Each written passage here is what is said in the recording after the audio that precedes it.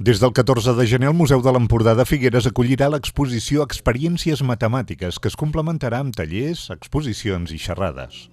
És una iniciativa del Museu de Matemàtiques de Catalunya, Jugamat i l'Ajuntament.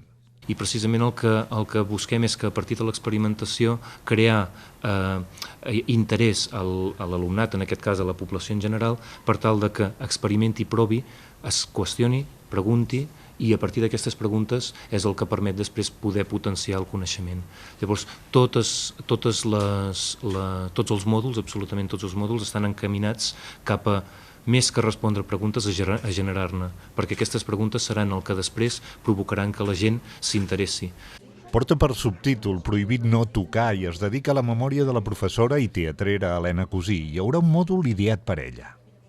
Serà un mòdul on jugarem amb ombres, on relacionarem les ombres que ens acosten al món del teatre amb el món de les matemàtiques, que són les projeccions d'aquestes ombres on es poden aconseguir diferents formes. En aquest cas serà una única forma, que serà la seva imatge, i anirem jugant una mica amb aquestes imatges, doncs acostarem una mica l'exposició cap a l'Helena.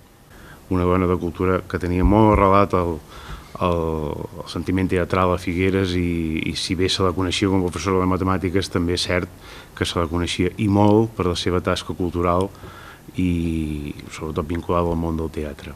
Aquesta exposició vol traslladar les matemàtiques de les aules al carrer. S'han programat activitats diverses als museus del joguet, de la tècnica o a la biblioteca. La biblioteca col·labora en què hi haurà exposats llibres de l'Helena Cosí, des del 14 de gener al 14 de març. Són llibres que ella tenia i que utilitzava i estaran exposats a les vitrines.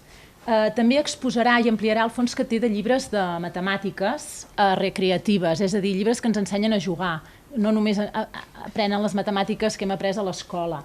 I també hi haurà jocs cedits per la Musaranya exposats que es podran jugar, tocar i... L'exposició està destinada principalment a estudiants, però amb la intenció que hi arrosseguin les famílies. S'han ofert als centres de secundària i també als últims cursos de primària visites a l'exposició i a més tallers. I en aquest sentit he de dir que són tallers gratuïts i que han tingut una acollida molt bona. Realment les visites del gener, febrer i març estan pràcticament plenes, el 90%, podríem dir. La inauguració es farà el dijous 14 a les 5 de la tarda al Museu de l'Empordà i seguirà al Teatre El Jardí amb una xerrada de Dani Jiménez de 14:15. Les activitats s'allarguen fins al 10 de març.